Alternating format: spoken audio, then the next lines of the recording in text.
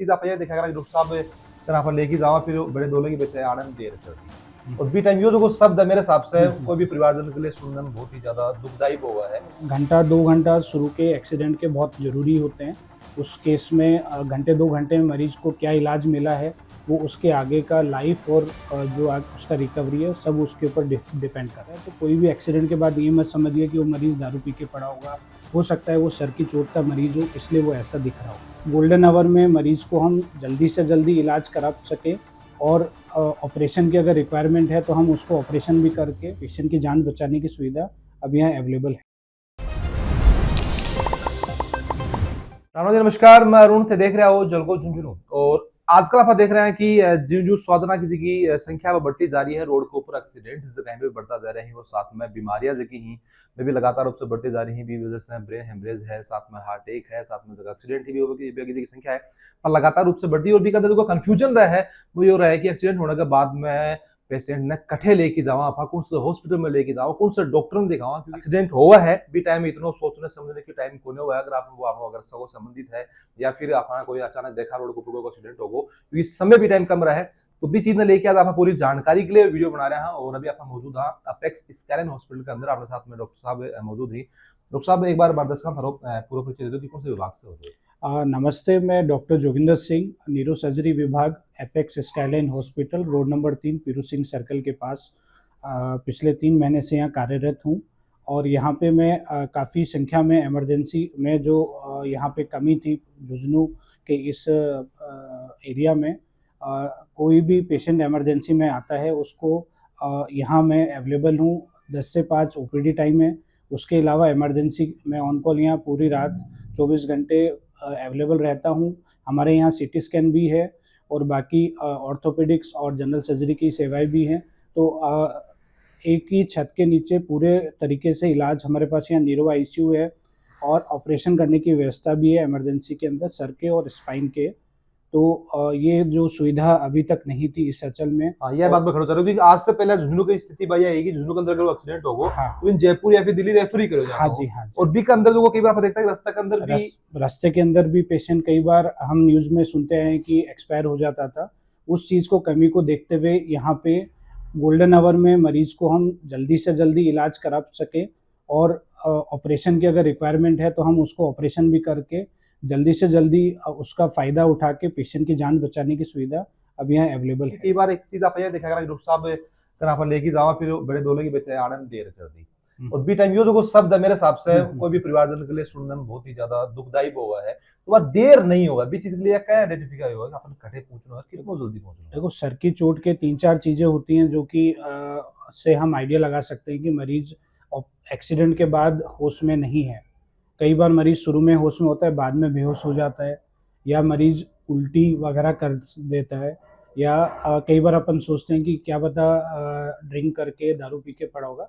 But आप ये मत समझिए, सर की चोट भी वैसे ही दिखती है, पेशेंट होश में नहीं रहता है। तो कोई भी एक्सीडेंट के बाद ये मत समझिए कि वो मरीज दारू पी के पड़ा होगा।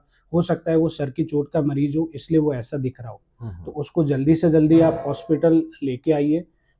एक्सीडेंट के अंदर गर्दन की चोट भी सर के साथ कई बार लग जाती है, तो जब तक हॉस्पिटल लेके आते हो तो कोशिश कीजिए गर्दन को बहुत ज़्यादा हिले ना, ताकि उसके हाथ पाँव में कमजोरी आने के चांस कम हो जाए। बिल्कुल, यानी कि भी थोड़ा सा ध्यान रख के अपन है ना हुआ कि भी अपन लेके आ रहे हैं जल्दबाजी अपन कर रहे हैं, जल्दबाजी के अंदर कुछ फायदो करने के चक्कर में अपन नुकसान कर दो। तो एक चीज और भी जानना चाहूंगा मैं के अंदर की कई बार आप देखा कि कोई फर्स्ट एड की जाए की भी चीज होगा कि अगर आप फर्स्ट एड आप दिन पहले दे दें तो गोल्डन टाइम की बात कर रहे हो वो बढ़ जाए, तो कौन सा मामला के अंदर आप फर्स्ट एड जो आप दे सका बाकी को उपलब्ध कोने हुआ आप खड़े दिया। तो नीरो के केस में थोड़ा डिफिकल्ट रहता है कि रोड साइड आपको फर्स्ट एड बहुत ज़्यादा नहीं, बट इतना है कि आपको मरीज को सांस लेने में कोई तकलीफ ना हो, इसके लिए आप जैसे अगर मरीज बेहोशी हो जाए तो आप उसका ये जो जबाड़ा है उसको थोड़ा सा लिफ्ट करके ऊपर दोनों तरफ से सांस लेने में सांस की नली पे जो दबाव है वो कुछ समय के लिए आप हटा सकते हैं, ताकि आप हॉस्पिटल तक उसको थोड़ा सेफली पहुंचा सकें। अगर वो उल्टी आ रहा है तो उसको थोड़ा टेढ़ा करके और सांस की नली में वो ना जाए उल्टी, उसके लिए आप उसको टेढ़ा कर सकते हो। और गर्दन को कोशिश करो कि सीधी रखें, ज़्यादा हिलाए डुले ना। ये चीज़ों के ध्यान रखते हुए अपन सेफली हॉस्पिटल तक उनको पहुंचा सकते हैं। डॉक्टर साहब कई बार एक चीज ये भी देखना होगा कि एक्सीडेंट की कोई परिभाषा कोने हुआ कम भी लगा ज्यादा भी लग जाए लेकिन आप देखा कि रीढ़ की जगह हड्डी है कई बार भी टूट जाए है तो भी चीज में अपन के ध्यान रखना चाहिए के हिसाब से अपन भी हॉस्पिटल तक पहुंचाना चाहिए। जहाँ तक रीढ़ की हड्डी में गर्दन की हड्डी सबसे ज़्यादा ज़रूरी है। अगर उसमें चोट होता है तो गर्दन को बहुत ज़्यादा हिलाना डुलाना नहीं है। अगर अवेलेबल है एम्बुलेंस के अंदर सर्वाइकल कॉलर, एक कॉलर आता है, वो अपन लगा के हॉस्पिटल तक, जब तक हम ये ना एक्सरे और सीटी स्कैन करा के ये देख लें कि गर्दन में कोई चोट नहीं है, जब तक अपन उसे रखना चाहिए गर्दन की कॉलर को। और जो कमर की चोट है उसमें कंपेरेटिवली गर्दन से सेफ है, वो इतना दिक्कत नहीं देता है, जान का जोखिम नहीं होता है उसके अंदर। डॉक्टर साहब एक चीज और भी जानना चाहूंगा कि जहाँ लोगों के मन में एक भ्रांति हो है कि जयपुर ले जाऊंगा या फिर दिल्ली ले जाऊंगा तो बच जाऊंगा।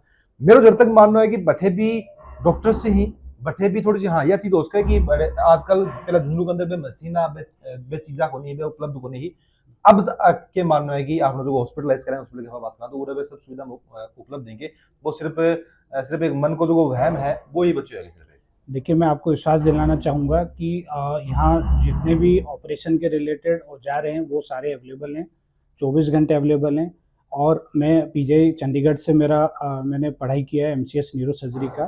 तो आप विश्वास मानिए, जो चीज़ आप चंडीगढ़ का ट्रीटमेंट है वही चीज़ यहाँ आप ले सकते हैं। बस आपको एक विश्वास रखना होगा, आउटपुट जो भी रहेगा वो आपका और मेरा साथ एक सफ़र रहेगा। मरीज़ को मैं भी चाहता हूँ कि जल्दी से जल्दी वो ठीक होके जाए और बिल्कुल आपके डॉक्टर साथ साहब रहे। ने डॉक्टर ने तो भगवान को दूसरा रूप किया जा रहा है। एक चीज और भी जानना चाहूंगा मैं कि जब ओपीडी टाइम थे बताया कि 10 से 5 रहे हाँ। इसके बाद में कई बार देखा कि सुबह जल्दी भी या फिर रात में लेट भी कोई है कि घटना हो जाए तो बी के अंदर भी उपलब्ध हो जाओगे 24 घंटे में आप जब भी ऐसी कोई घटना हो, एपेक्स स्काईलाइन का इमरजेंसी में हमारा पूरा ट्रेन्ड स्टाफ है हर तरीके की इमरजेंसी को देखने के लिए। और वहाँ से मेरा बाय फ़ोन हम ऑन कॉल अवेलेबल रहते हैं।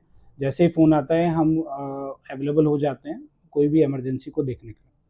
और सब कई बार देखा कि हार्ट अटैक की बात कराएं फिर आप ब्रेन हेमरेज की बात करें तो भी टाइम में लकवो भी मार जाए है पेशेंट के तो भी टाइम की प्रिकॉशन आदमी रखना चाहिए कितना जल्दी हॉस्पिटल तक पहुंचना चाहिए। लकवे के अंदर हमें कोशिश करना चाहिए कि 4.5 घंटे में अगर वो टाइमली हॉस्पिटल पहुंच जाएगा तो हम सीटी स्कैन करा के ये देख लेंगे कि वो अगर खून जमने की वजह से हुआ है या खून ज़्यादा इकट्ठा होने की वजह से हुआ है। तो खून जमने की वजह से अगर होता है तो हम 4.5 घंटे में खून पतला करने का इंजेक्शन लगा के मरीज़ को जल्दी से रिकवरी ला सकते हैं और हाथ पैर में और जो बोलने में कमज़ोरी आई है उसको हम पूरा ठीक करने की कोशिश कर सकते हैं। मतलब अगर विद इन 4 घंटा के अंदर आ जाए तो हाँ। आपको वापस सही होने का चांसेस ज्यादा हो ज़्यादा जाए। हो जाता है। अच्छा और बी के अलावा एक्सीडेंट आपका केस की बात करें बी के अंदर कितना जल्दी पहुंचना एक टाइम पीरियड की आप बात करा तो देखिए, घंटा 2 घंटा शुरू के एक्सीडेंट के बहुत ज़रूरी होते हैं। उस केस में घंटे 2 घंटे में मरीज़ को क्या इलाज मिला है, वो उसके आगे का लाइफ़ और जो उसका रिकवरी है, सब उसके ऊपर डिपेंड करता है।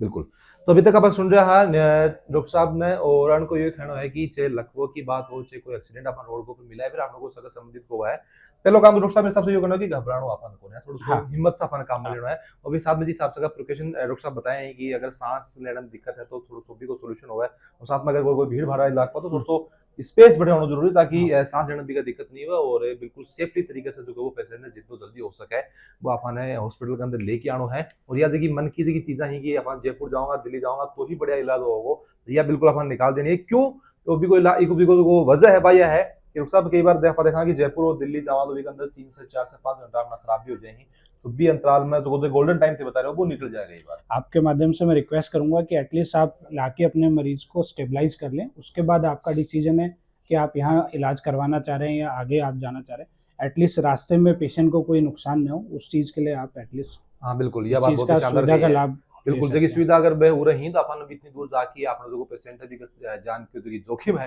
वो अपन नहीं उठाना चाहिए तो अपना जगह पेशेंट है अपना जगह सगा संबंधी की जान बचने का चांसेस ही ज्यादा हो जाएगा। और कोई सवाल तारे दिमाग के अंदर हुआ है कौन से विभाग से मन बातचीत करनी चाहिए कि जानकारी जगह मार्गदर्शन चाहिए या जगह जानकारी का काफी सारा अगर कमेंट आया भाई बताइए कि मैं हॉस्पिटल के अंदर आया डॉक्टर साहब से मैं चर्चा करने की कोशिश करी और काफी सारी जगह सूचना ही मैं जुटाई भी आगे अगर थाना और कोई जानकारी अगर चाहिए तो हमारा सजेस्ट जरूर से करोगा मिलांगा कोई अगली अपडेट में तब तक के लिए आ गया तो राम राम धन्यवाद।